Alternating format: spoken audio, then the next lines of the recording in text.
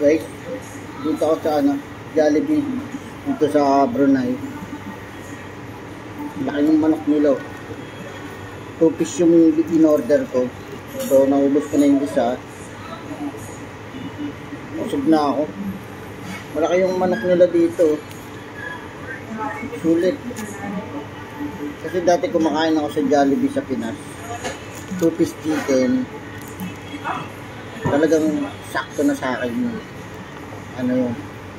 Pero dito, 2 piece chicken. Yung isang piraso, sold na ako. Kasi sa laki ng chicken nila, diba?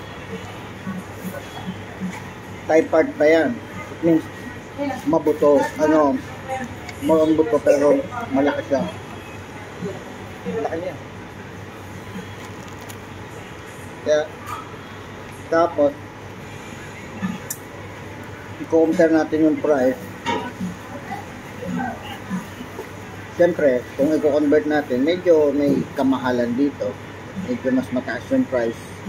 Pero at least, hindi mo naman ramdam masyado kasi sulit naman talaga. Diba? Yun lang guys. Share ko lang sa inyo. Talagang quality. Tsaka yung lasa. Chicken Joy na Chicken Joy.